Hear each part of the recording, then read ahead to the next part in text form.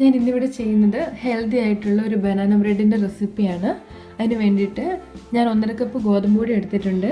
പിന്നെ വേണ്ടത് unsalted butter 1/2 cup, നന്നായിട്ട് പഴുത്ത 3 പഴം വേണം, brown sugar 1/4 cup, medium size മുട്ട 2 എണ്ണം, കറുവപ്പട്ട പൊടിച്ചത് 1/2 ടീസ്പൂൺ മുതൽ 1 ടീസ്പൂൺ വരെ, 1 ടീസ്പൂൺ ബേക്കിംഗ് സോഡ, 1/4 ടീസ്പൂൺ ഉപ്പ്, 1/2 കപ്പ് മിക്സഡ് സീഡ്സും 1/2 കപ്പ് നട്ട്സും വേണം. ഞാനൊരു ലോഫ്റ്റിൻ ഇവിടെ പ്രിപ്പയർ ചെയ്ത് വെച്ചിട്ടുണ്ട്. അത് ഗ്രീസ് ചെയ്ത് ബട്ടർ പേപ്പർ വെച്ച് പ്രിപ്പയർ ചെയ്ത് വെച്ചിരിക്കുകയാണ്.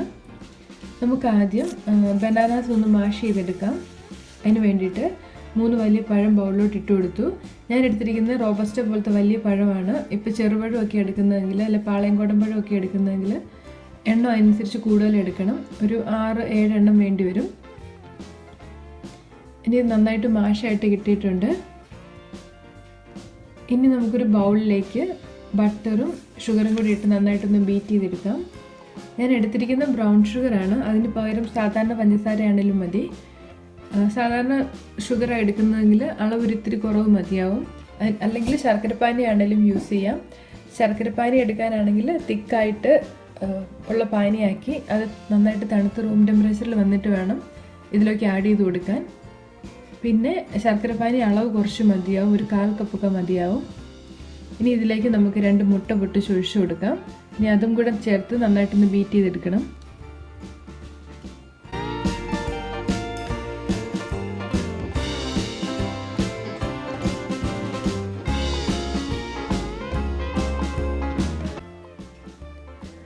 മുട്ട കൂടെ ചേർത്തിട്ട് നന്നായിട്ട് ബീറ്റ് ചെയ്തെടുത്തിട്ടുണ്ട്. നമ്മളിനി ഇതിലേക്ക് ചേർത്ത് കൊടുക്കാൻ പോകുന്നത് മാഷ് ചെയ്ത് വെച്ചിരിക്കുന്ന ബനാന ആണ്. അതുകൂടെ അതിനകത്തോട്ടിട്ട് ഒന്നുകൂടെ നന്നായിട്ടൊന്ന് ബീറ്റ് ചെയ്ത് കൊടുക്കാം.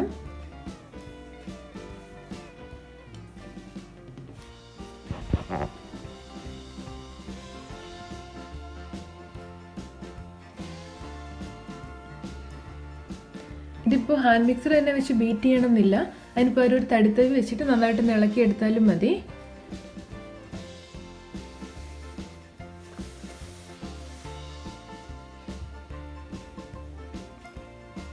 ഇത് നന്നായിട്ട് ബീറ്റ് ആയിട്ടുണ്ട്. ഇനി നമുക്കൊരു ബൗളിലേക്ക് ഡ്രൈ ഇൻഗ്രീഡിയൻസ് എല്ലാം കൂടി ഒന്ന് മിക്സ് ചെയ്തെടുക്കാം.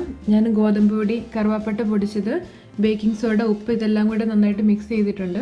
കറുവാപ്പട്ട പൊടിച്ചതും നിങ്ങളുടെ ടേസ്റ്റിനനുസരിച്ച് ചേർക്കാം. ഞാൻ 1 ടീസ്പൂണോളം ഇട്ടിട്ടുണ്ട്.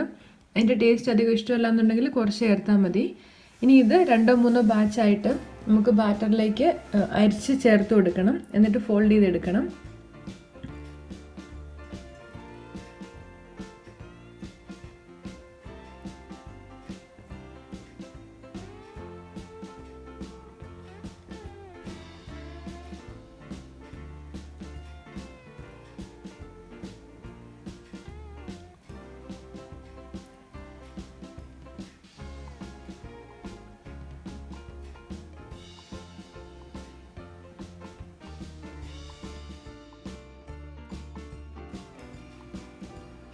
ഡ്രൈ ഇൻഗ്രീഡിയൻസ് എല്ലാം ചേർത്ത് നന്നായിട്ട് ഫോൾഡ് ചെയ്തെടുത്തിട്ടുണ്ട്. ഇനി ഞാൻ ചേർക്കുന്ന വാനില എസൻസ് ആണ്. അത് വേണമെങ്കിൽ ചേർത്താൽ മതി. അതിന് പകരം തേനാണെങ്കിലും യൂസ് ചെയ്യാം. തേനാണെങ്കിൽ ഒരു 1/2 ടീസ്പൂൺ അല്ലെങ്കിൽ 1 ടീസ്പൂൺ വരെ തേന് ചേർത്ത് കൊടുക്കാം. ഇനി അതെല്ലാം കൂടി ചേർത്ത് നന്നായിട്ട് ഒന്നുകൂടെ ഒന്ന് ഫോൾഡ് ചെയ്ത് എടുക്കണം. ഇനി ഞാൻ ചേർക്കുന്നത് നട്ട്സാണ്. ഞാൻ എടുത്തിരിക്കുന്നത് ഒരു 1/2 കപ്പ് ബദാം ചോപ്പ് ചെയ്തതും 1/2 കപ്പ് മിക്സഡ് സീഡ്സുമാണ്. നിങ്ങൾക്ക് ഇഷ്ടമുള്ളത് എടുക്കാം.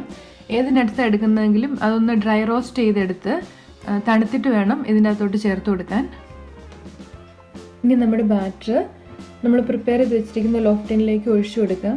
ഇതിനെ ഒരു 180 ഡിഗ്രി സെൽഷ്യസിൽ പ്രീഹീറ്റ് ചെയ്ത ഓവനിൽ വേണം വെച്ച് ബേക്ക് ചെയ്തെടുക്കാൻ. ഞാൻ ഓൾറെഡി എൻ്റെ ഓവൻ നേരത്തെ പ്രീഹീറ്റ് ചെയ്തായിരുന്നു.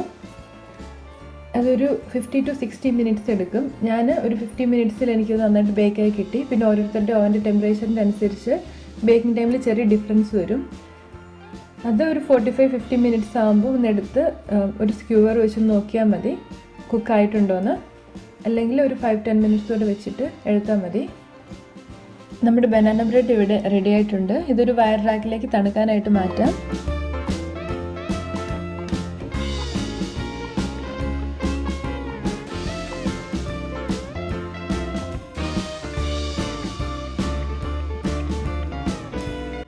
നല്ല ഹെൽത്തി ആയിട്ടുള്ള ഒരു ബ്രെഡ് റെസിപ്പിയാണ്. കുട്ടികൾക്കൊക്കെ ബ്രേക്ക്ഫാസ്റ്റ് ആയിട്ടോ അല്ലെങ്കിൽ ഈവനിങ് സ്നാക്ക് ആയിട്ടോ ഒക്കെ കൊടുക്കാൻ പറ്റിയ നല്ലൊരു റെസിപ്പിയാണ്. എല്ലാവരും ഇത് ട്രൈ ചെയ്ത് നോക്കണം.